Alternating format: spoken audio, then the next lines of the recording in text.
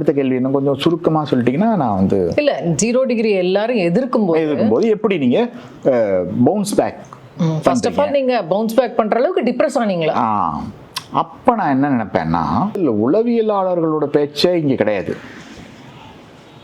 என்னை பொறுத்த வரைக்கும் நார்சிசிசம்ங்கிறது வந்து ஒரு நல்ல குவாலிட்டின்னு தான் நினைக்கிறேன். என்கிட்ட இருக்கிற ஒரு சிறப்பான விஷயத்தை நான் கொண்டாடுறேன். நான் வந்து ஒரு நார்சிசிஸ்ட் தான்.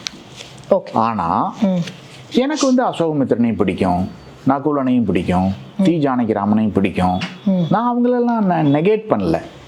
ஆனால் நான் என்ன ஒரு மேதைன்னு நினைக்கிறேன், நான் ஒரு கலைஞன்னு நினைக்கிறேன். அது நார்சிசிசம் தான். ஓகே, சரியா? சரி. அது ஒரு நார்சிசிஸ்ட் ஒரு குவாலிட்டி இருக்கு. ஸோ அலியான்ஸ் ஃப்ரான்சஸில் வந்து நான் ஒரு தடவை உங்களோட புக்கை எடுத்துன்னு அங்கே போயிருந்தேன். அப்போ அங்கே லைப்ரரியன் ஒருத்தர் இருந்தார். அப்போ வந்து நீங்கள் சாரு நிவேதாவை படிக்கிறீங்களா அப்படின்னு கேட்டார். அப்போ நான் வந்து ஆமாங்க, ஏன், எனக்கு ரொம்ப பிடிக்கும் அப்படின்னு நான் சொன்னேன். அப்போ அவர் வந்து என்ன கேட்குறாருன்னா, இல்லைங்க அவர் ஒரு சாமியாரை பற்றி, அவர் பெரிய சாமி அப்படின்லாம் வந்து எழுதியிருந்தார். ஆனால் அவர் வந்து உடனே அவர் வழக்கில் மாட்டிட்டு அவர் ஜெயிலுக்கு போயிட்டார். ஏங்க அவர் வந்து அதுலேருந்தே அவரோட கிரெடிபிலிட்டியே போச்சு அப்படின்னு சொல்லி உங்களை பற்றி சொல்கிறாங்க. சாரு தானே, ஐயா சாரு சொல்கிறதா, இன்னைக்கு ஒன்று சொல்லுவார், நாளைக்கு ஒன்று சொல்லுவார், அதுக்கடுத்த நாள் ஒன்று சொல்லுவார் அப்படின்னு சொல்கிறாங்க. ஏன் அந்த மாதிரி ஒரு பேர் வாங்கி வச்சுருக்கீங்க நீங்கள்? இந்த கிரெடிபிலிட்டிங்கிறது வந்து ரொம்ப ரொம்ப முட்டாள்தனமான ஒரு வார்த்தை. ஏன்னா இந்த உலகமே கம்யூனிஸ்டத்தை நம்புச்சு. உலகமே அத்தனை ரைட்டர்ஸும் கம்யூனிஸ்டத்தை நம்பினாங்க. அது கடைசியில் போய் டிக்டேட்டர்ஷிப்பு அது இதுன்னு போய் புட்டினில் வந்து நிற்கிது.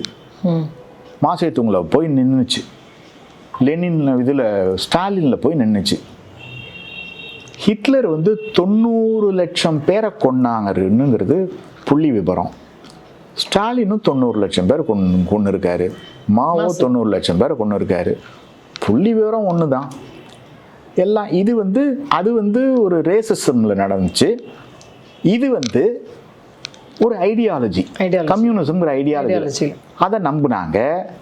அப்புறம் நிறைய பேர் அதுலேருந்து வெளியில் வந்துட்டாங்க. இல்லை இது சரி வராது அப்படின்ட்டு. அப்போ அவங்களோட கிரெடிபிலிட்டி போயிடுச்சுன்னு சொல்ல முடியாது. ஒரு சாமியாரை நம்புகிறோம், ஏன்னா இது வந்து காவி கட்டினவங்களை நம்புகிற ஒரு சொசைட்டி. ராமனர் இருந்தார், ராமகிருஷ்ண பரமஹம்சர் இருந்தார், இப்படி லட்சம் பேர் இருந்திருக்காங்க. ஸோ அவங்களெல்லாம் இல்லை, நம்ம பார்க்க முடியல. ஒருத்தர் இங்கே இருக்காரு அப்படிங்கும்போது நம்ம நம்புகிறோம். நான் வேற ரொம்ப இன்னசென்ட்டான ஒரு ஆள், முதல்ல சொன்னேன். அப்போ நம்புகிறேன். அவரோட கிரெடிபிலிட்டி தான் போச்சு. அவர் மாட்டிக்கிட்டாரு. அவர் வந்து நிஜமான ஆளா இல்லை, போலி சாமியாருன்னு பிறகு தெரியுது.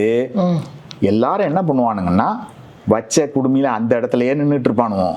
நான் என்ன சொன்னேன், தப்பு, நான் நம்பினது தப்பு. அப்ப நான் தானே மோஸ்ட் கிரெடிபிள் ஆளு. இப்போ கிரெடிபிலிட்டி பற்றி என்கிட்ட தான் நீங்கள் வந்து கற்றுக்கணுமே தவிர, அது நம்பிக்கை போயிட்டு போகுது, அவ்வளோதான். இன்னொன்று, இது சித்தர்கள் இருக்கிற நாடு. இரும்ப தங்கமாக மாற்றினவங்கலாம் இருக்கான். வள்ளலார் இருந்தார், தாய்மானவர் இருந்தார், கூடுபுட்டு கூடு பாஞ்சவங்கலாம் இருந்தாங்க. நம்ம மகா பெரியவர் கூடுபுட்டு கூடு பாஞ்சு நிறைய பேர் இப்போ எல்லாரும் போய் சொல்கிறாங்கன்னா நான் என்னால் சொல்ல முடியாது. அத்தனை பேரும் பார்த்துருக்கான். அப்போ இதை நம்பும்போது இன்னொருத்தன் வந்திருக்கான். அவன் ஒரு கலியுகத்தில் வந்து, கலியுகம்ங்கிறது ஒரு பெரிய ஸ்ட்ரெச்சு.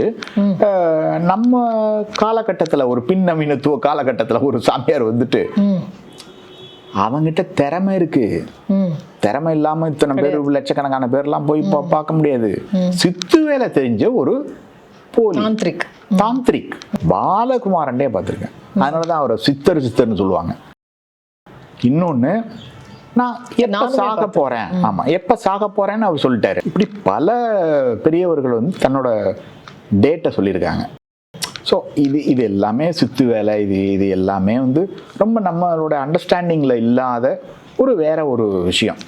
இதில் வந்து கிரெடிபிலிட்டி, எங்கே நீங்கள் கிரெடிபிலிட்டி பற்றி பேசலாம்னா, முந்தானத்து வந்து நான் அசோகமித்திரன் வந்து ஒரு பெரிய ஒரு மகத்தான எழுத்தாளர் அப்படின்னு சொல்லிட்டு இன்னைக்கு வந்து அவர் ஒன்றுமே இல்லை அப்படிங்கிறது தான் கிரெடிபிலிட்டி போகிற விஷயம். ஆனால் நான் என்ன சொல்லுவேன்னா, முந்தானேத்து அசோகமித்திரன் எதுவுமே இல்லைmme, இன்னைக்கு மகத்தான எழுத்தாளர்மே, அது என்னோட அண்டர்ஸ்டாண்டிங் பற்றின விஷயம். அன்னைக்கு புதுமை பித்தன் எனக்கு தெரியலை, அன்னைக்கு தி ஜானகிராமனை என்னால் புரிஞ்சிக்க முடியல. இப்போ ஒரு அதுக்கான பக்குவம் வந்திருக்கு. அப்போ நான் மாறிட்டேன், நான் மாறிக்கிட்டு இருக்கேன். எவன் ஒருத்தன் 20 வயசுல சொன்னதையே 60 வயசுலயும் சொல்லிட்டு இருக்கானோ அவனை மாதிரி ஒரு முட்டா பையன் அவனும் இந்த உலகத்திலே கிடையாது. இன்னொன்னு நான் அதை என்ன சொல்றேன்னா, சாருவை அடிக்கணும், அதுக்கு ஈஸியான வழிங்கிறது வந்து இந்த கிரெடிபிலிட்டி சம்மந்தப்பட்ட விஷயம். போட்டு தாக்கு, அவ்வளோதான். ஏன்பா நீ கிரெடிபிலிட்டிக்கெலாம் போற? நான் உனக்கு லிட்ரேச்சர் கொடுத்துருக்கேன், 10-12 நாவல் கொடுத்துருக்கேன்.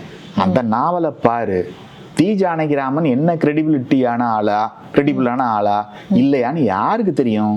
அவரு ஒரு 20 நாவல் எழுதியிருக்காரு, அதை படி, அது உனக்கு என்ன கொடுக்குதுன்னு பாரு. அந்த மாதிரி என்னோட நாவலை படிச்சு பாரு. இன்னும் நிறைய நான் ஃபிக்ஷனாக எழுதியிருக்கேன், நான் ஃபிக்ஷனே விட்டுரு, அதில் தான் முன்னுக்கு பின்னா நம்ம உளறிக்கிட்டே இருக்கேன். முந்தானே சொன்னது இன்னைக்கு மாத்துறேன், இன்னைக்கு சொன்னதை நாளைக்கு மாத்துறேன், அதெல்லாம் விட்டுருப்பா.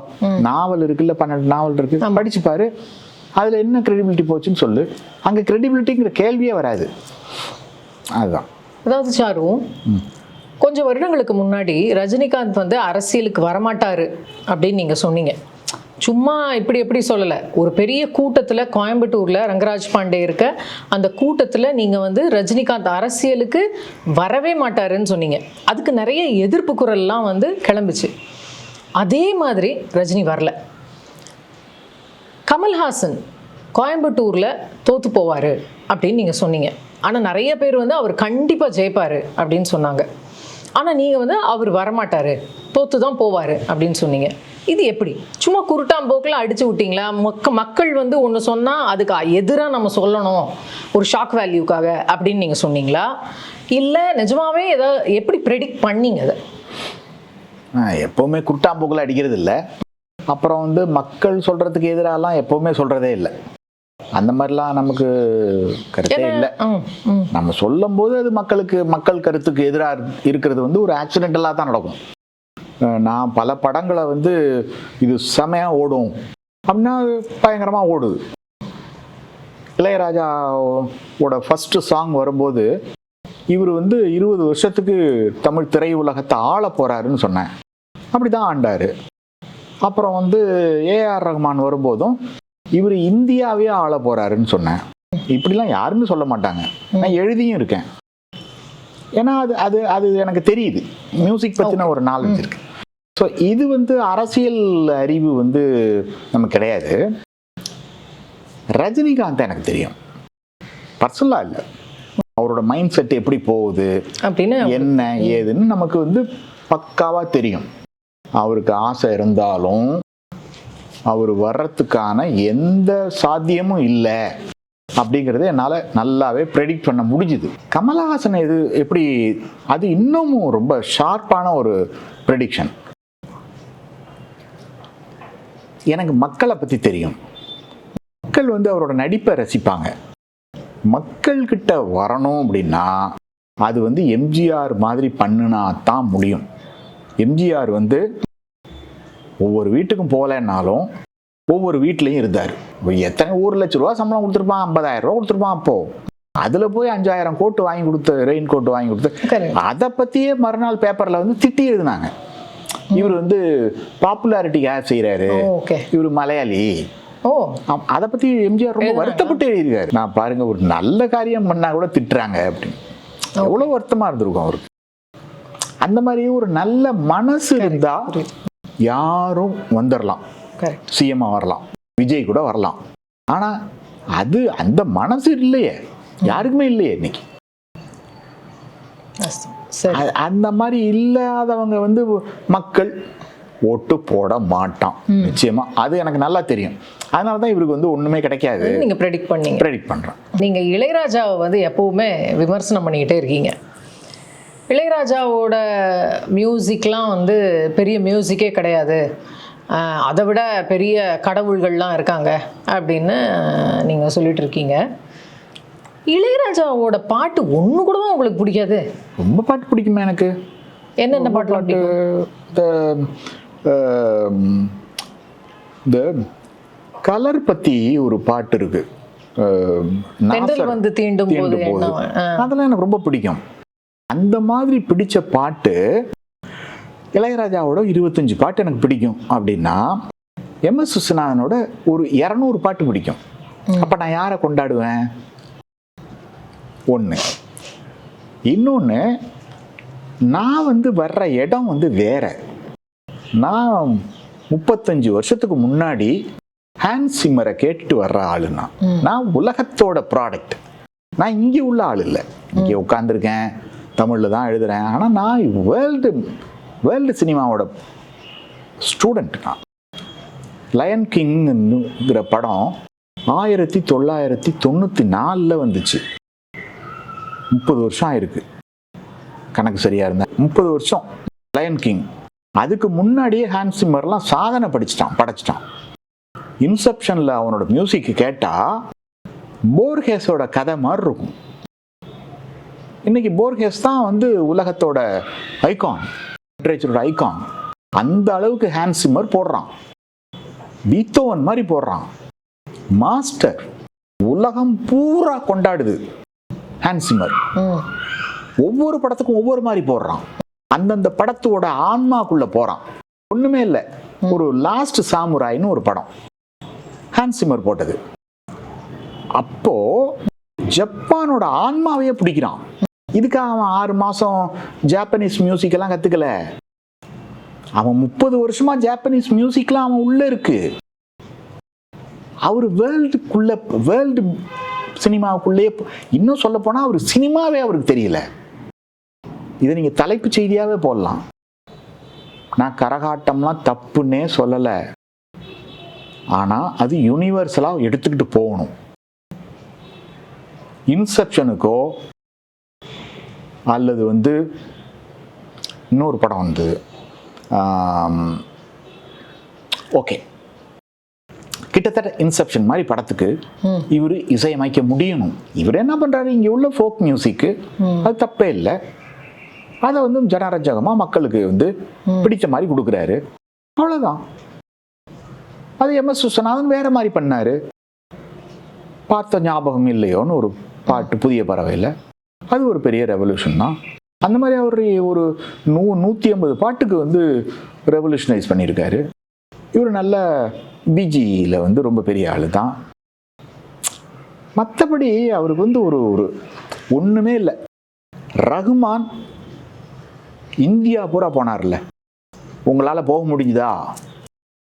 ஏன் போக முடியலன்னா, நீங்கள் இந்த குளத்துக்குள்ளேயே இருக்கிறீங்க. அதாவது கிணத்துக்குள்ள இருக்கிற தவளைக்கு வந்து இதுதான் பிரபஞ்சம். நீங்க அதை விட்டு வெளியிலேயே வரல. ரஹ்மான் வந்து இந்தியா பூரா போனாரு. பட் அவரோட பாட்டை கேட்டு எத்தனையோ பேருங்க இங்க வந்து புலங்காங்கிதம் அடைகிறாங்க, அமைதி அடைகிறாங்க, சந்தோஷம் படுறாங்க. ஒன்றும் தப்பே இல்லையே. இது வந்து லோக்கலா நடக்கிற ஒரு விஷயம், அவ்வளவுதான். உங்களுக்கு லோக்கலா அவ்வளவுதான். இதுல யூனிவர்சலான ஒரு எந்த விஷயம் இல்லைங்கிறீங்க? எதுவுமே இல்லை. இதுதான் இப்ப ஒண்ணுமே இல்லை. இலக்கியத்தை எடுத்துக்கிட்டா நல்ல பதில் சொல்லலாம். கல்கி காலத்துல எல்லாரும் இது வந்து பொன்னியின் செல்வன் படிக்கிறாங்க. புதுமைப்பித்தன் எத்தனை பேர் படிக்கிறாங்க? 100 பேர் தான் படிக்கிறாங்க, 200 பேர் படிக்கிறாங்கன்னா அதனால புதுமைப்பித்தன் கம்மியாயிட்டு வரா மாட்டாரு. கல்கி வந்து கொஞ்ச நாள் தான். எப்படி வந்து நம்ம MKT பாகவதரை விட ஒரு சூப்பர் ஸ்டார் தமிழ் சினிமாவில் உண்டா? அவர் காலகட்டத்தில் அவர் தங்கத்தட்டில் சாப்பிட்டவர். இன்னைக்கு ரஜினி இருக்கிற மாதிரி 100 மடங்கு அதிகமாக இருந்தவர் MKT பாடும்போது அந்த மரத்துல இலையே தெரியாதான், அப்படி நின்றுட்டு இருப்பாங்க. ஒரு தடவை வந்து எலக்ட்ரிக் அந்த ஒயர்ல வந்து ஷாக் அடிச்சு ஒருத்தாங்க, கீழே வந்துட்டான், செத்துட்டான். அந்த மாதிரி அவர் வந்தார்னா எல்லாரும் பெண்கள்லாம் சமையலை அப்படியே நிறுத்திட்டு அப்படி ஓடிடுவாங்களாம் வெளியில. அந்த மாதிரி ஒரு சூப்பர் ஸ்டாரா இருந்தவர். இன்னைக்கு MKTன்னு யாருக்கு? உங்க பையனுக்கு தெரியுமா MK தியாகராஜ பாகவதர்? தெரியுமா? தெரியாது. இன்னும் 20 வருஷம் கழிச்சு உங்களோட பேரனுக்கு இளையராஜா பேரு தெரியாது, ஹான்ஸ் சிம்மர் பேர் தான் தெரியும். இன்னைக்கு எல்லாரும் கொண்டாடலாம் பொன்னியின் செல்வனை. தமிழ்நாடே பொன்னியின் செல்வனை படிச்சுது, லட்சக்கணக்கான பேர் படிச்சாங்க. புதுமை பித்தனை யாருமே படிக்கல. ஆனா இன்னும் 1000 வருஷம் கழிச்சு புதுமை பித்தன் தான் நிற்பாரு. இன்னைக்கும் கல்கியை படிக்கிறாங்கன்னா யாரும் கல்கியை படிக்கல, கல்கியை இங்கிலீஷ்ல தான் படிக்கிறான், தமிழ்ல யாரும் படிக்கல. அதுவும் படம் வந்த பிறகு யாருமே படிக்கிறத விட்டான். அதனால பொன்னியின் செல்வன் நீங்க உதாரணமே சொல்லக்கூடாது, இளையராஜாவையும் உன்ன உதாரணம் சொல்லக்கூடாது, எம்கேடியை விட பெரிய ஆள்லாம் கிடையாது. சரி, ஓகே. இப்போ கான்வர்சேஷன்ஸ் வித் அவுரங்கசீப் இங்கிலீஷில் வந்திருக்கு.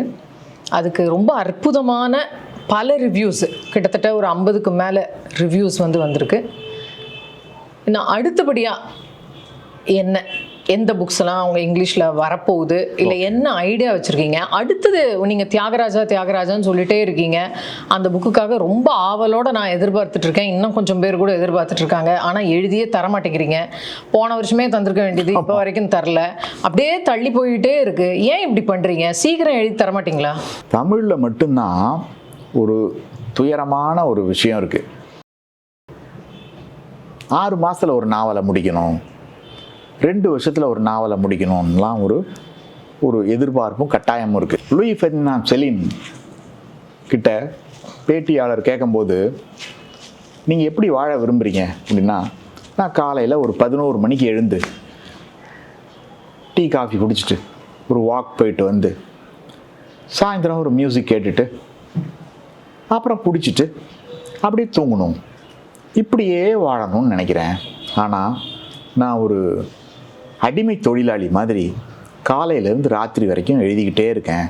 ஏன்னா காலிமார்லேருந்து நான் ஒரு 50,000 ஃப்ராங்க் கடன் வாங்கியிருக்கேன், அந்த காசை நான் கொடுத்தாகணும் அப்படின்னு சொல்கிறவனே 3 நாவல் தான் எழுதியிருக்கான். இப்போ ஒரு நாவல்னு சொல்லும்போது அந்த நாவலுக்கு அதுவும் தியாகராஜா மாதிரி ஒரு நாவலுக்கெல்லாம் 6 வருஷம் 7 வருஷம் வேணும். நம்ம ஊரில் தான் 6 மாதத்துக்கு ஒரு தடவை நாவல் எழுதணும், இந்த புக் ஃபேருக்கெல்லாம் ஒரு நாவல் வெளியிடணும் அப்படிங்கிறதெல்லாம் இருக்குது. அப்படியுமே நான் போன வருஷம் அவுரங்கசீப், அன்பு, பெட்டியோன்னு 6 மாதத்துக்கு ஒரு நாவலை விட்டுக்கிட்டே இருந்தேன், இது மாதிரி ஃபேக்ட்ரி மாதிரி. ஆனால் தியாகராஜாங்கிறது அது ஒரு ஆன்ம செயல்பாடு. அது ஒரு 6 வருஷம் ஆகலாம், 7 வருஷம் ஆகலாம், எழுதிக்கிட்டு இருக்கும் போதே கூட நான் செத்து போகலாம். காளிதாசர் மாதிரி தான்.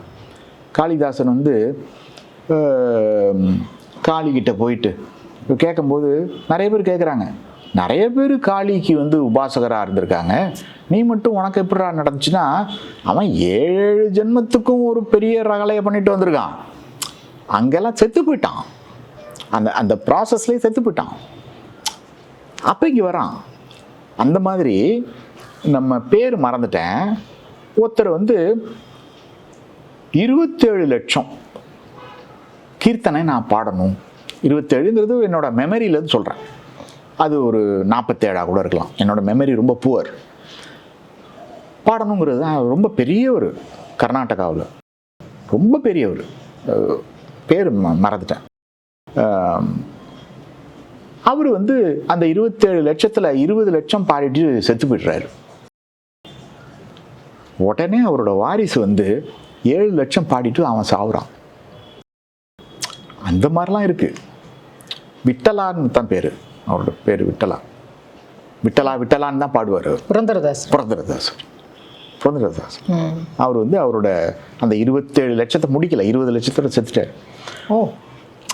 7 லட்சத்தை அவனோட வாரிசு அவரோட வாரிசு பாடுறான். ஸோ இப்படி இது நானும் நிச்சயமாக தியாகராஜரை முடிச்சிடுவேன். அப்போ இது ஒரு டைம் லிமிட்லாம் நம்ம வச்சுக்கவே கூடாது. இப்போ தியாகராஜாவுக்கு நான் என்ன பண்ணணும்னா, ஒரு சின்ன ப்ராசஸ் இருக்குது. நான் அதுக்கு முன்னாடி உல்லாசம்னு ஒரு செக்ஸ் நாவல் எழுதிட்டு இருக்கேன். சரியா? சரி. அதுக்கப்புறம் அது எப்படி நம்ம பப்ளிஷ் பண்றது? வியூவர்ஸ் இது ஏ சர்டிபிகேட் மாதிரி உள்ள ரீடர்ஸ் டிஸ்கிரிப்ஷன் அட்வைஸ்ட் பேஸாக இருக்கும்போது பான் நாவல் இல்லை, செக்ஸ் பேஸ்டு. அப்புறம் ரொப்பங்கி நைட்ஸ்னு இன்னொரு செக்ஸ் நாவல் எழுதிட்டு இருக்கேன். சரி சார். இந்த ரெண்டையும் முடிச்சுட்டு நான் வந்து ரமணர்கிட்ட உட்காந்துருவேன். சரி.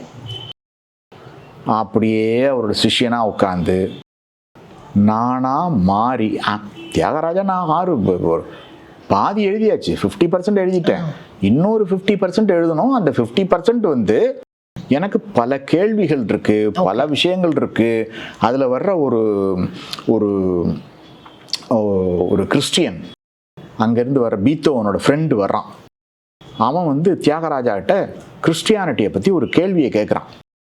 ஒரு 10 பக்கம் வருது, அதுக்கு பதிலே கிடையாது. அந்த பதிலை நான் தேடிக்கிட்டு இருக்கேன். அந்த பதில் தியாகராஜர் சொல்லணும். இதெல்லாமே ஃபிக்ஷன் தான், அவரு யாரையும் பார்க்கல. ஆனால் அந்த கதைக்குள்ள வருது. ஆனால் அவர் ஒரு 700 கீர்த்தனையில் தன்னோட வாழ்க்கை வரலாறு சொல்லியிருக்காரு. முதல் ஆட்டோ ஃபிக்ஷன் ரைட்டர் அவர். 70 வயசுல ராமா எத்தனை நாளைக்கு நான் வந்து உப்பு புளி மிளகாயை வந்து நான் வந்து இப்படியே சொல்றாரு, உப்பு புளி மிளகாய்க்கு நான் வந்து பிச்சை எடுத்துட்டு இருக்கிறது உனக்கே இது நியாயமா இருக்கா அப்படிலாம் பாடுறாரு. இது ஆட்டோ ஃபிக்ஷன் இல்லையா? கண்டிப்பா அப்படிலாம் பாடுறாரு. 50% உண்மை. அது வரைக்கும் எழுதிட்டேன். இந்த இன்னொரு 50% அந்த ஃபிக்ஷன் இருக்குல்ல, அதுவும் எப்படி நடந்திருக்கலாம், அவர் என்ன பதில் சொல்லியிருப்பாரு அந்த கிறிஸ்டியானிட்டிக்கு. கிறிஸ்டியானிட்டி ஒரு கேள்வி, பயங்கரமான ஒரு கேள்வியை கேட்குது அவர்கிட்ட வந்து. சரி. அப்ப அவர் பதில் சொல்லும் போது அந்த பதிலுக்கு நான் ரமண மகரிஷியோட சீடனா மாறணும். முழுக்க முழுக்க ரமண மகரிஷியோட ஒரு இதை நான் வந்து படிக்க வேண்டி இருக்கு.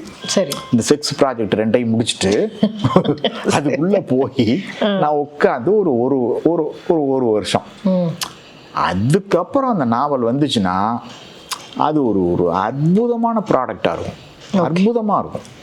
அதனால வெயிட் பண்ணி தான் ஆகணும்.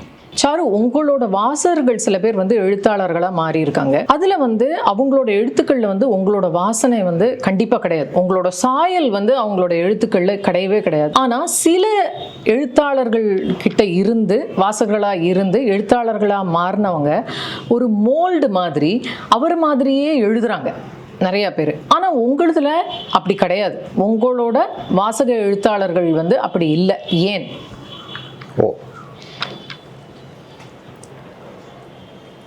காரணம் என்னவா இருக்கும்னா,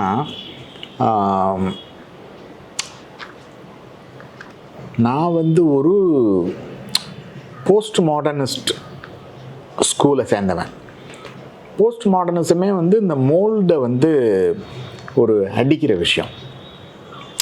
அது என்ன கற்றுக் கொடுக்குதுன்னா, ஒரு ஒரு ஒரு பெர்செப்ஷன், உலகத்தை பார்க்கறது, கல்ச்சரை பார்க்கறது, ஒரு லிட்ரேச்சர் எப்படி அணுகிறது அப்படிங்கிற ஒரு அணுகுமுறையை தான் சொல்லுதே தவிர, அப்போ அந்த அணுகுமுறையை நீங்கள் வந்து எடுத்துக்கும் போது ஒவ்வொருத்தரோட இடத்துல இருந்தும் ஒவ்வொருத்தரோட பார்வையில் இருந்தும் வாசிப்பில் இருந்தும் அவங்க வந்து வெவ்வேறு விதமாக, நம்ம வந்து எப்படின்னா நம்ம வந்து என்ன போஸ்ட் மாடர்னிசம் என்னன்னா அதிகாரமே கிடையாது. அதிகாரம்னா என்ன, இந்த மாதிரி ஒரு விஷயத்தை பார்க்கறது, இது ஒரு இன்ஸ்டிடியூஷன், இதுவுமே கிடையாது. எல்லாருமே, அதாவது நீங்க எல்லாருமே திங்கர்ஸ், நீங்க எல்லாருமே ஒரு இண்டிபெண்டன்ட் திங்கர்ஸ்ங்கிறது தான் போஸ்ட் மாடர்னிசத்தோட முதல் விஷயமே. அப்போ ஒருத்தர் வந்து என்ன நிராகரிக்கிறாரு அப்படின்னா கூட அவர் என்னோட ஸ்டூடெண்ட் தான். அப்போ இது வந்து டோட்டலாக உன்னை வந்து ஒரு ஃப்ரீடம் தான், ஃப்ரீ பண்ணி விட்டுருது. எதுலையுமே தலையே கிடையாது. என்ன ஃபாலோ பண்ணுறது, அதாவது வந்து அந்த வகை அந்த பயணம் அந்த பாத்திலேயே போகிறது இருக்குல்ல, அந்த பாதையில் போகிறது, அது வந்து சாத்தியமே இல்லை. ஏன்னா அது அதுக்கு வந்து உங்களோட வாழ்க்கையை விடணும், எல்லாத்தையுமே வந்து இழக்கணும்.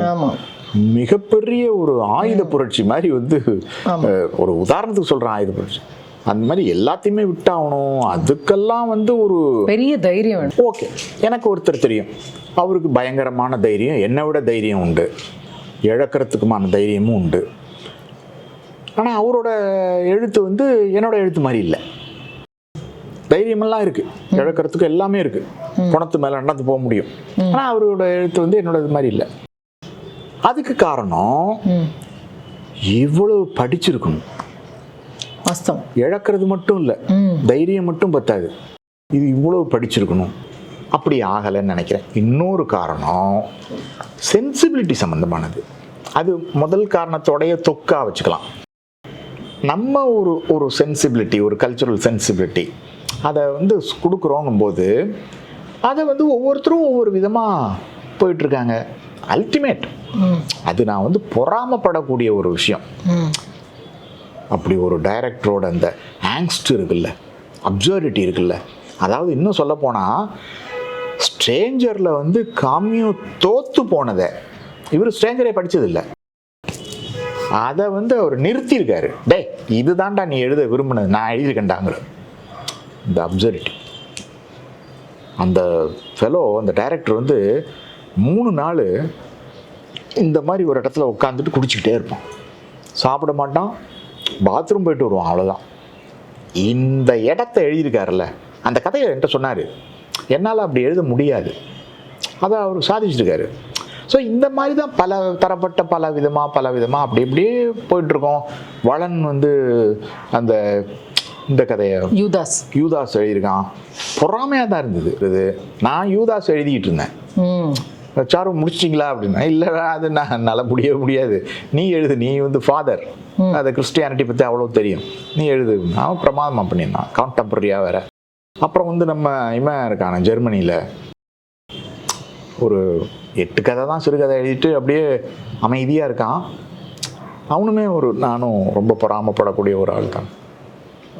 சாதனா என்ன தெரியுதுன்னா, எல்லாருமே ஒவ்வொரு விதமாக தான், வெவ்வேறு பாதை தான். இதுதான் போஸ்ட் மாடர்னிசத்தோட சத்து. சாரு, நீங்கள் பழுப்பு நிற பக்கங்களில் வந்து உங்களோட முன்னோடிகள் நிறையா பேர், பழைய எழுத்தாளர்கள் எல்லாரையும் நீங்கள் வந்து அறிமுகப்படுத்துனீங்க. அப்போது ஒரு நாள் வந்து அதுவும் நீங்கள் வந்து ரொம்ப ஆழ்ந்து அதை படித்து ரொம்ப அனுபவித்து அந்த ஒரு கட்டுரையும் நீங்கள் எழுதுனீங்கன்னு தெரியும். ஒரு தடவை நீங்கள் தீஜா ரங்கநாதன் பற்றி எழுதும் போது அந்த சமயத்தில் வீட்டுக்கு வந்திருந்தீங்க. அந்த ஃபோட்டோ அவர் அப்படியே பிடிச்சி உட்காந்துருக்கிற ஃபோட்டோவை காமிச்சு பாரு அவங்க எப்படி இருந்திருக்காங்கன்னு சொல்லி நீங்கள் கதறி அழுதிங்க. மட்டும் இல்லாமல் நான், ராம்ஜி, நீங்கள் எல்லாம் உட்காந்துருந்த போது லாச்சாராவை பற்றி நீங்கள் எழுதிட்டு இருந்தீங்க. அந்த சமயத்தில் நாங்கள் பேசிகிட்டு இருந்தபோது, லாச்சாராவை நீ டிரான்ஸ்லேட் பண்ணிடுவியா, அவர் கடவுள், அவரை உன்னால் டிரான்ஸ்லேட் பண்ண முடியுமா, அந்தளவுக்கு பெரிய ஆளா நீங்கள்லாம் அப்படின்னு சொல்லி திட்டி நான் எழுதேன் அந்த சமயத்தில்.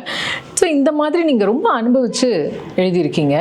இந்த மாதிரி இந்த முன்னோடிகள் எல்லாம் நாங்கள் தேடி வாசிக்கவே ஒரு மாமாங்கமாகும், பல காலங்களாகும். அப்போ நாங்கள் எப்படி நீங்கள் சொல்கிற லாட்டின் அமெரிக்கன் ரைட்டர்ஸையோ இல்லை ஒரு ஃப்ரெஞ்ச் ரைட்டர்ஸையோ இல்லை தாஹர் பென்ஜலூன் மாதிரி வேறு ரைட்டர்ஸையோ நாங்கள் எப்படி படிக்கிறது? ஏன் நாங்கள் படிக்கணும்? முதல்ல இங்கே இவ்வளவு மேதமை இருக்கும்போது நாங்கள் ஏன் அவங்களெல்லாம் போய் படிக்கணும்? நல்ல கேள்வி. பழுப்பு நிற பக்கங்களில் இருக்கிற அத்தனை பேரையும் படிக்கிறதுக்கு, அதில் நான் வந்து நகுலனை பற்றி எழுதலை, இந்திரா பாத்சாரதி பற்றி எழுதலை, நிறைய பேரை பற்றி எழுதலை. ஆனால் அதெல்லாம் வந்து நான் உரையாக மாற்றி பேசியிருக்கேன். ஒவ்வொருத்தரை பற்றியுமே 4 மணி நேரம், புதுமை பித்தனை பற்றி 8 மணி நேரம், கோபிகிருஷ்ணனை பற்றி 8 மணி நேரம்லாம் பேசியிருக்கேன். அதுவுமே எழுதி பழுப்பு பக்கங்கள் 4வது தொகுதியாக வரணும். ஏன்னா 8 மணி நேரம் பேசியிருக்கேன்ல. ஸோ இதெல்லாம் வரணும். இதெல்லாம் படிக்கிறதுக்கு ஒருத்தருக்கு 5 வருஷம் போதும், சரியா? ஆனாலும் ஏன் ஃப்ரெஞ்சு லிட்ரேச்சர் படிக்கணும், ஏன் ஜார்ஜ் பத்தாய் படிக்கணும், ஏன் அரபிக் லிட்ரேச்சர் படிக்கணும், ஏன் லாட்டின் அமெரிக்கன் லிட்ரேச்சர் படிக்கணும்னா, தீஜானகிராமன் அம்மா வந்தால் நம்ம தமிழ்நாட்டு கல்ச்சுரல் கான்டெக்ஸ்டில் எழுதுறாரு, அதை தாண்டுறாரு, புரட்சி பண்ணுறாரு, வெட்டி வச்சு தகர்க்கிறாரு. கரிச்சான் குஞ்சு வந்து கே செக்ஸ் பற்றி எழுதியிருக்காரு. ஆனால் பர்ரோஸ் வேற மாதிரி எழுதுறான், கேத்தி ஏக்கர் வேற மாதிரி எழுதுறாங்க. கேத்தி ஏக்கர் என்ன சொல்றாங்க, என்ன ஆஸ்கர் வைல்ட் வேற மாதிரி எழுதுறாரு, டிஹெச் லாரன்ஸ் வேற மாதிரி எழுதுறாரு. லாட்டின் அமெரிக்கன் லிட்ரேச்சர் எடுத்துக்கிட்டோம்னா பயங்கரமான ஒரு ரெவல்யூஷனரி லிட்ரேச்சர் வந்துகிட்டு இருக்கு. எப்படி இந்த சமூகத்தோட ஒரு ஒரு இன்இக்வாலிட்டி, மக்களோட பிரச்சனைகள், அது இதுன்னு வந்து இங்கே வந்து முற்போக்கு இலக்கியம் வந்தால் கூட அதில் ஒன்றும் ஃபயர் இல்லை. அங்கே யுவான் ருல்ஃபோ, அலகோ கார்பெத்தியர், அவன் இவன் வந்து தாகர் பென்ஜலோன் இப்போ ரீசெண்டாக இங்கே வரும்போது இப்படி வந்து பல்வேறுபட்ட, இது ஒன்றும் இல்லை. நம்ம தமிழ்நாட்டை சுற்றி பார்த்துருக்கோம், திருநெல்வேலி போகிறோம், மேற்கு மலை தொடர்ச்சியை பார்க்குறோம், அங்கே பண்ணுறோம், இது பண்ணுறோம், ஊரெல்லாம் சுற்றி பார்க்குறோம். ஆனால் இமயமலைக்கு போகிறதோ, ஆல்ப்ஸ் மலைக்கு போகிறதோ, ஜப்பானுக்கு போகிறதோ, சீலேக்கு போகிறதோ, கொலம்பியா போகிறதோ, அது வேறு வேறு எக்ஸ்பீரியன்ஸ் இல்லையா? நானே சொல்லியிருக்கேனே, ஒரு பர்ஸு கீழே கிடக்கு, ஒரு பொண்ணு அதை எடுத்து அந்த பர்ஸோட உரியவர் உன்ட்ட கொடுத்துட்டு நீ ஒரு மெர்சி சொல்லிட்டு அதில் உள்ள ஒரு 100 francs கொடுத்தீங்கன்னா, ஏன் அவங்க 100 francs கொடுக்குறாங்க, அவங்க பணம் தானே அதுன்னு கேட்குற ஒரு அனுபவம் நம்ம ஊரில் இருக்காது. இப்படி வெவ்வேறு விதமான பயணம் தான், ட்ராவல் தான். ஏன் வந்து அந்த இவன் வந்து 1300 வருஷத்தில் அங்கேருந்து கிளம்புனான்ல ஒருத்தன், மொரோக்கோவிலேருந்து கிளம்பி இந்தியாலாம் வந்து சைனா போய் திரும்ப ஒரு 30 வருஷம் கழிச்சு அவன் வந்து கிளம்பி இவ்வளவு தூரம், அதுவும் அந்த காலத்தில் பயம், அடிச்சு பிடுங்கிடுவான் இல்லை, அந்த மாதிரி பயணம். இங்கேருந்து அவங்க சைனாலேருந்து இங்கே வர்றாரு ஒருத்தர், யுவான் சுவாங் வர்றாரு. இந்த மாதிரி ஒரு பயணம் தான் நமக்கு வந்து. நான் தான் அடிக்கடி சொல்லுவேனே, ஆண்டன் செக்காவ் படிக்கிறோம், மாப்பசான் படிக்கிறோம், அவங்களெல்லாம் விட பெரிய ஆள்டா நம்ம ஆளு அப்படின்னு நமக்கு தெரியும். இதை வெளியில் எடுத்துகிட்டு போகிறது தான் நமக்கு வேலை. எக்ஸ்பிளிசிட்டாக எழுதுறது வந்து நிறைய பேருக்கு, அதுவும் நம்ம சமூகத்தில் வந்து ரொம்ப டேபுவாக இருக்கே. அப்படி எக்ஸ்பிளிசிட்டாக எழுதலாமா? ஏன் இலைமறை காய்மறைவாக எழுதக்கூடாது? அதில் என்ன தப்பு? இப்போ வந்து தீஜாவும் எழுதியிருக்காரு, மோகமுல் எழுதியிருக்காரு, எல்லாமே வந்து உங்களுக்கு வந்து ரொம்ப, இவர் கூட எழுதியிருக்காரு, லாச்சாரா கூட எழுதியிருக்காரு, எல்லாமே வந்து ரொம்ப இதாக இருக்கும், இம்ப்ளிசிட்டாக இருக்கும். அதில் ஏன் நம்ம எக்ஸ்பிளிசிட்டா எழுதணும்? எதுக்காக எழுதணும்? ஆமா, இதுக்கு வந்து ஒரு நம்ம ஊர்ல இது வந்து ஒரு ரொம்ப ஷாக்கிங்கா இருக்கும்ல எல்லாருக்கும். அதனால தானே இப்ப வந்து நான் மறைச்சு வைக்கிறேன் இந்த புக்கை அப்படின்லாம் வந்து சொல்றாங்க. ஏன் அது வந்து ரொம்ப அவசியமா? அந்த மாதிரி எக்ஸ்பிளிசிட்டா எழுதுறது வந்து அவசியமா? அந்த மாதிரி கெட்ட வார்த்தைகள் வந்து யூஸ் பண்றது வந்து ரொம்ப அவசியமா? முதல்ல ரொம்ப ரொம்ப முக்கியமான கேள்வி இது. நம்ம சமூகம் தான் எக்ஸ்பிளிசிட்டாக இருந்த ஒரு சமூகம். இது எல்லாருமே சொல்லி தேய் வழக்கான ஒரு ஒரு வாக்கியத்தை இப்போ நான் சொல்ல போகிறேன். ஆனால் அதுதான் உண்மை.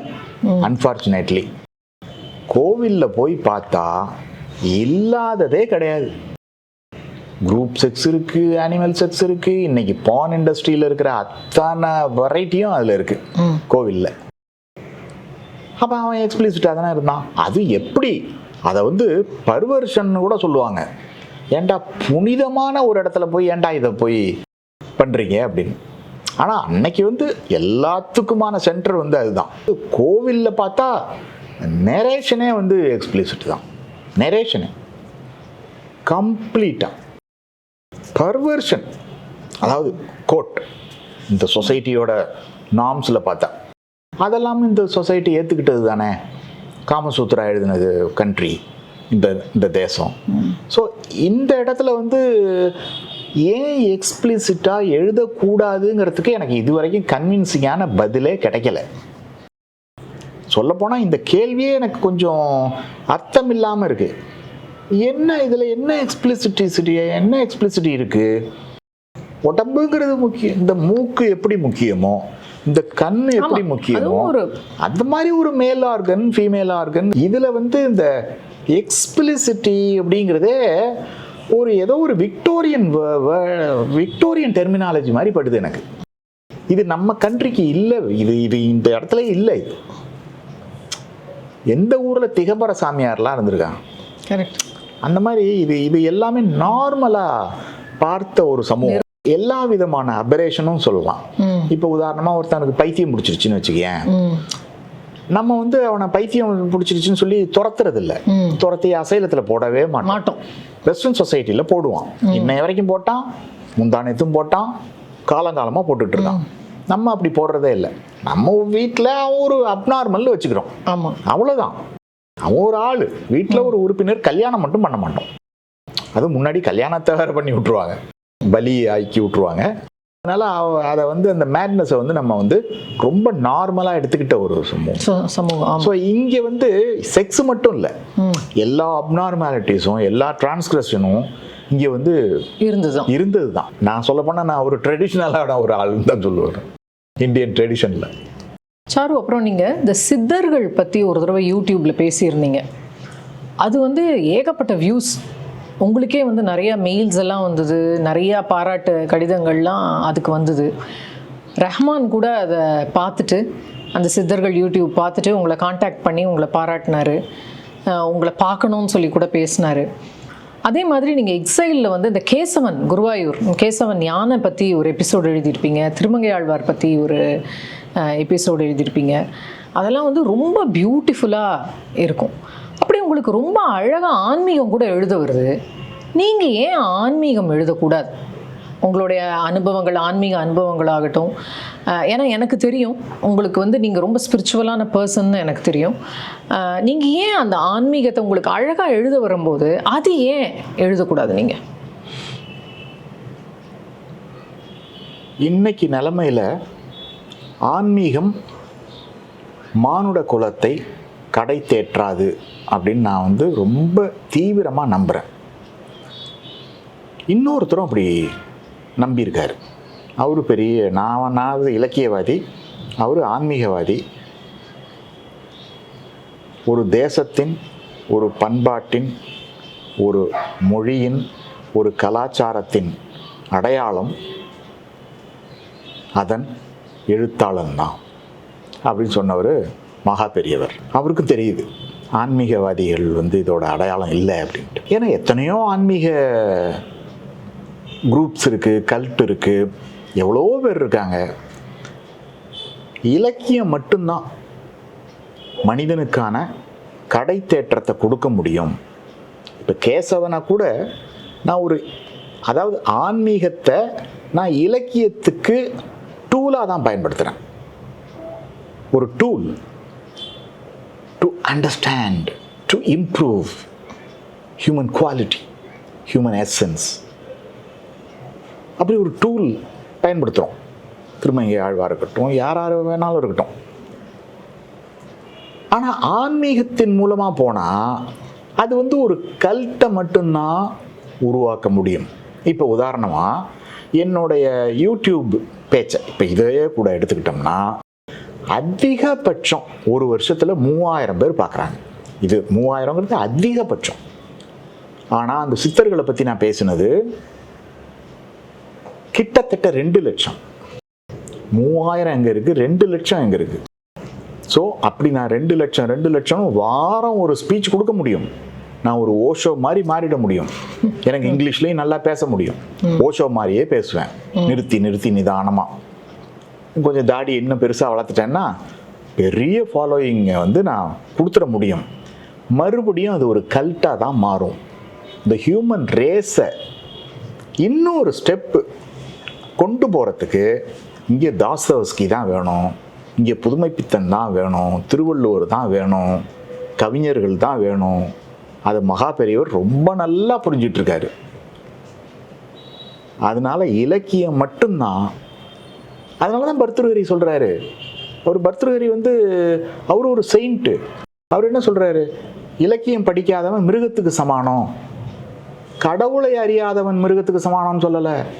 இலக்கியம் படிக்காதவன் மிருகத்துக்கு சமானம். ஏன்னா மிருகத்துக்கும் எனக்கும் உள்ள வித்தியாசம் ஒரே வித்தியாசம். அதுக்கு இலக்கியம் தெரியாது, எனக்கு தெரியுங்கிறது தான்.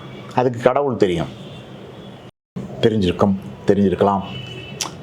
அப்போது அது வந்து ஒரு பட்டினிலேயோ ஒரு ஹண்டிங்கில் ஒரு புலியோட வாயில் இருக்கிற மான் கடவுளே என்னை காப்பாத்துன்னு கூட அது சொல்லும். அதுக்கு ஆன்மீகம் தெரியும். ஆனால் இலக்கியங்கிறது வந்து மனுஷனுக்கும் மிருகத்துக்கும் உள்ள ஒரே வித்தியாசம்னு பர்தృகரி சொல்கிறான். ஸோ அப்போ வந்து நம்ம இலக்கியத்தின் மூலமாக தான் இந்த ரேஸை வந்து இன்னும் கொஞ்சம், ஏன்னா இராணுவம் இருக்கக்கூடாது, மதம் இருக்கக்கூடாது, இனத்தின் அடையாளம் இருக்கக்கூடாது, மொழிக்கான ஒரு பெருமை, அகங்காரம், இதெல்லாம் இருக்கக்கூடாது. நீ ஒரு பொது மனிதன், யாமார்க்கும் குடியல்லோம் நமனை அஞ்சோம்னு சொன்னவன் வந்து ஒரு கவிஞன் தானே சொல்லியிருக்கான், ஒரு ஆன்மீகவாதி சொல்லலையே. இவன் மட்டும்தான் சொல்கிறான் கவிஞன். எல்லா ஊரும் என் ஊர் தான், எல்லாரும் எனக்கு சொந்தக்காரன் தான் அப்படின்னா அதில் வந்து எல்லாமே அடங்கி போயிடுது. ஒரு உலக பொது மனிதனாக உருவாகிறதுக்கு எந்த இதுவும் வேண்டாம். இப்போ ஹியூமன் ரேஸ் வந்து எப்படி ஆகிப்போச்சுன்னா இன்றைக்கி கல்விக்கு கூட அவ்வளோ செலவு பண்ண மாட்டேங்கிறான், இராணுவத்துக்கு தானே செலவு பண்ணுறான். இராணுவம்னா என்ன? இப்போ உன் பர்ஸில் வந்து ஒரு வைர மூக்குத்தி இருக்குது, வைர நெக்லஸ் இருக்குது, அதை நான் எடுத்தேன்னா திருட்டு, நான் ஒரு திருடன், ஒரு கிரிமினல். ஆனால் இங்கே ரொம்ப சுதந்திரமாக இராணுவ பலத்தை வச்சுக்கிட்டு அடுத்தவனோட ஒரு ஒரு ஒரு ஏக்கர், ஒரு ஒரு ஒரு பிளாட்டை, ஒரு இடத்த, ஒரு நிலப்பகுதியை பிடுங்குறான்ல, அது எவ்வளோ பெரிய கிரைமு, எவ்வளோ பெரிய திருட்டு.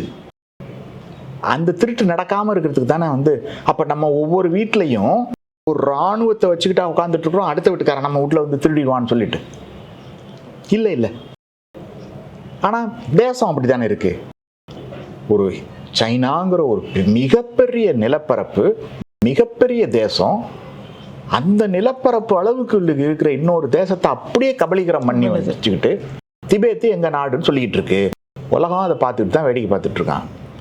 இப்படிப்பட்ட ஒரு இன்ஜஸ்டிஸ், அநியாயம், அக்கிரமம் நடந்துகிட்டு இருக்கிற ஒரு உலகத்துல ஆன்மீகத்தில் வழியா என்ன பண்ண முடியும்? ஒன்று வேணா ஒன்று பண்ணலாம். என்ன வந்து நான் வந்து ஒரு எனக்கு என்ன ஒரு விடுதலை, என்னோட நான் ஒரு பரிசுத்த ஆன்மாவாக இருக்கலாம், தியானம் பண்ணி அல்லது 5 வேளை தொழுது நான் வந்து இறைவன்கிட்ட நெருங்கலாம். அப்படி எல்லாருமே அப்படி பண்ணா, அந்த ஆன்மீகத்தை ஃபாலோ பண்ணா எல்லாருமே அது பண்ண முடியல, அது ஃபெயிலியர். அதே மாதிரி தானேப்பா இலக்கியமும். இலக்கியம் அப்படி இல்லையே. இலக்கியத்தை படித்தவன் வந்து இன்னைக்கு தாஸ்தவஸ்கியை படித்தவன் வந்து அதுதான். தாஸ்தவஸ்கியை படித்ததுக்கு முன்னாடி நீ ஒரு ஆள், தாஸ்தவஸ்கியை படித்த பிறகு நீ இன்னொரு ஆள். அந்த அளவுக்கு மாற்றத்தை எந்த ஆன்மீகவாதியாலையும் ஏற்படுத்த முடியலை. அங்கே ஒரு ஒரு கல்ட் ஃபாலோயிங் வந்துடுது. என்ன ஃபாலோயிங் வருதுன்னா, நான் தான் ஒரு உண்மையை, பேருண்மையை கண்டடைஞ்சிட்டேன், அவங்கெல்லாம் அறிவிலிகள். இப்போ இன்னொரு கடவுளை நம்புறவனுக்கும் இவனுக்கும் பிரச்சனை வருது. நான் தானடா பேருண்மையை கண்டுபிடிச்சிருக்கேன், என்னோட கடவுள், நான் அடைஞ்சிட்டேன், உண்மையை அடைஞ்சிட்டேன், நீ பாவம் அப்படின்னு அந்த அந்த ஒரு இது வந்துடுது. இலக்கியத்தில் அப்படி இல்லையே. இலக்கியத்திலையும் ஸ்கூல் ஆஃப் தாட்ஸில் பிரச்சனை வருது இல்லையா? அது வந்து எப்படி வருதுன்னா, ஸ்கூல் ஆஃப் இப்போ வந்து ஆண்டன் செக்காவை படிக்கிறதோ, மாப்பசானை படிக்கிறதோ, தி ஜானகிராமனை படிக்கிறதோ, அதில் வந்து ஒரு ஸ்கூல் ஆஃப் தாட்டுங்கிறதே கிடையாது. ரொம்ப உள்ளே போயிட்டு வந்தால் ஜார்ஜ் பத்தாய் ஒரு ஸ்கூல் ஆஃப் தாட்டு அப்படி இப்படின்னு வருமா ஒழிஞ்சு, ஓவராலாக பார்க்கும்போது ஒரு ஒன்றை என்ஹான்ஸ் பண்ணுறது தான் இலக்கியம். என்ஹான்ஸ் பண்ணும். நீ எந்த ஸ்கூல் ஆஃப் தாட்டாக இருந்தாலும் சரியுமே நீ மறுக்கலாம், ஒருத்தர் அக்செப்ட் பண்ணிக்கலாம், ஒரு இன்னொரு ஸ்கூல் ஆஃப் தாட்டை மறுக்கலாம். ஆனால் உன்னை எது படித்தாலுமே அது வந்து உன்னை என்ஹான்ஸ் பண்ணும். ஒரு பொண்ணு சொல்கிறா, எதை படித்தாலும் எனக்கு வந்து நான் ஒரு, நீ வந்து ஒரு கிரிமினல், நீ ஒரு வேஸ்ட்டு, நீ ஒரு இன்ஃபீரியர் பீயிங் அப்படின்னு தோணுது. உங்களை படித்தாதான் எனக்கு அந்த கில்ட் ஃபீலிங்கே போயிடுது.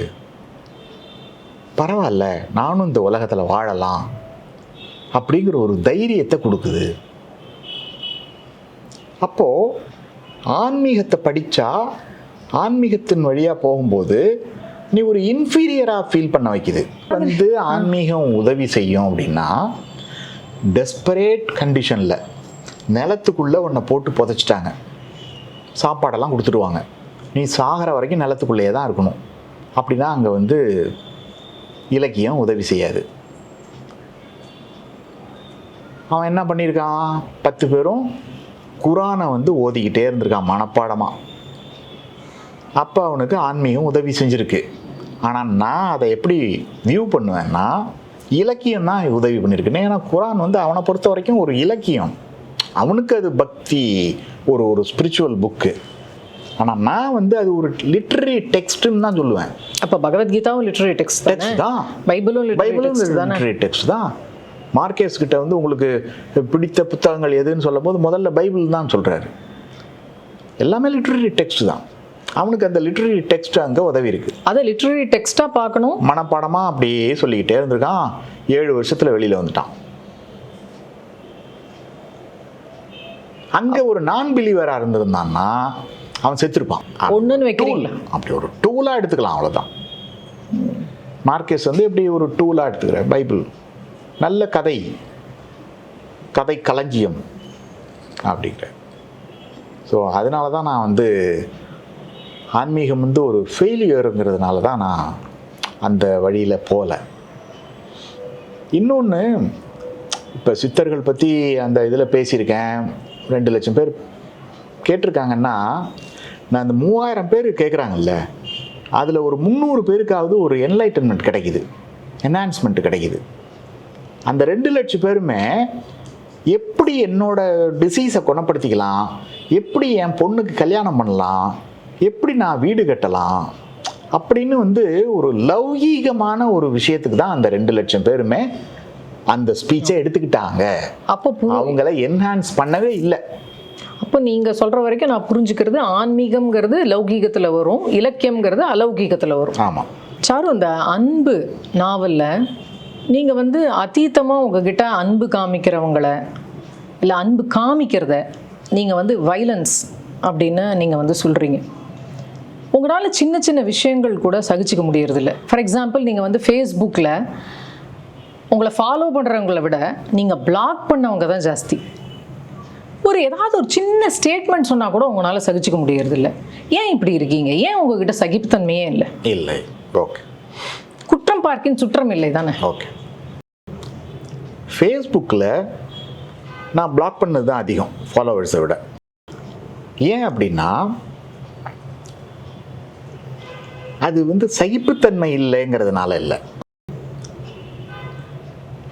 அவங்களுக்கு என்னோட எழுத்து வந்து ஒரு கம்பளி பூச்சி ஊடுற மாதிரி இருக்கு. ஆனாலும் ஏதோ ஒரு அடிக்ஷனால திரும்ப திரும்ப படிச்சுட்டு திரும்ப திரும்ப திட்டிக்கிட்டே இருக்கும்போது, வேண்டாம் அந்த பிரச்சனை, உங்களுக்கு படிக்காதீங்க. ஹோட்டல் உணவு உங்களுக்கு டிசென்ட்ரி உண்டாக்குது அப்படின்னு சொன்னால் ஹோட்டல் உணவை தடை பண்ண வேண்டியது தானே. நான் தானே உங்களுக்கு கொடுக்குறேன், வேண்டாம் தடை, உங்களுக்கு அந்த பிரச்சனை வேண்டாம். இன்னொன்று, நீங்கள் இதை படிச்சுட்டு திட்டுறது மூலமாக எனக்கு மன உளைச்சல் ஆகுது. ஏன் சகிப்புத்தன்மை இல்லைங்கிறது இல்லை, அதை இப்படியும் பார்க்கலாம். என்ன வேணா திட்டிக்கிட்டு இருக்கட்டும் அப்படின்னா, இப்போ எனக்கு வந்து மெயில் வருது காலையில் 5 மணிக்கு, நீ இன்னும் சாகலையா? எனக்கு ரொம்ப குதூகலமாக இருக்குது. அந்த மெயிலை ட்ராஷில் போட்டு விட்டு போயிடுவேன், பிரச்சனையே இல்லை. இதே ஃபேஸ்புக்கில் வரும்போது நான் அவங்கள பிளாக் பண்ணிடுவேன். ஏன்டா உனக்கு பிரச்சனை, எனக்கு ஏன்டா பிரச்சனை, அவ்வளோதான். So simple. இப்போ இன்னொரு விஷயம், என்னோட ரைட்டிங் உனக்கு பிடிக்கலையா, வணக்கம், குட் பை, அதுதான் பிளாக் பண்ணுறது. நம்ம ஒரு காரியத்தில் அப்படியே போயிட்டே இருக்கிறோம், அப்போ வந்து அது ஒரு செல்ஃப் டிஃபென்ஸ் மாதிரி பயன்படுத்துகிறேன்னு வச்சுக்கேன். என்னை திட்டுனா புத்தர் சொன்னது தான். காரி துப்பும்போது அவர் சொல்கிறாரு, அவனோட அசிங்கத்தை தானே என் மேலே துப்புறான், அது கொஞ்சம் அவன் ரிலீவ் ஆகுறான், நான் போய் குளிச்சிருவேங்கிறாருல, அப்படி தான் நான் பண்ணுறேன். அது சகிப்புத்தன்மை. ஆனால் ஒரு பொது வெளியில் தொடர்ந்து நம்மளை தாக்கும் போது ஒரு செல்ஃப் டிஃபென்ஸாக பிளாக் பண்ணிட்டு போகிறோம்ல நம்ம. ஒரு பாத், இப்போ ஓட்டப்பந்தயத்தில் தடை ஓட்டம்னு ஒன்று இருக்குல்ல, அந்த தடையை எடுத்து போட்டு ஓடுறோம், அவ்வளோதான். நம்ம ஓடிக்கிட்டு இருக்கோம். எதுக்கு இது தடை? நீ கேட்கலாம், சகிப்புத்தன்மை, அதை ஏன் நம்ம சகிக்கணும்? ஆனால் நான் இதை இன்னொன்று சொல்கிறேன், காலையில் நீ ஏன் இன்னும் சாகலைங்கும் போது நான் சகிச்சுக்கிறேன். அதில் எனக்கு ஒரு கோபமும் வர்றதில்ல, ஒரு வருத்தமும் வர்றதில்ல. சொல்லப்போனால் அவன் மேலே ஒரு பிட்டி தான், ஒரு இரக்கம் தான் வருது. அப்போ அவன் ஏன்டா நம்மளை படிச்சுட்டு இப்படி வந்து அல்லாடுறான். ஏன்னா அவன் மூளையில் என்ன ஆகுதுன்னு எனக்கு தெரியுது. மண்டையில் பூரா கரப்பாம்பூச்சியின் தேளும் ஓடுது. அதனால தான் அவ்வளோ கொடூரமான இதை எழுதுறான், கடிதத்தை எழுதுறான். அது மெயிலில் நான் ட்ராஷில் போட்டுடுறேன், இதில் ட்ராஷில் போட முடியாது, பிளாக் பண்ணிடுறேன்.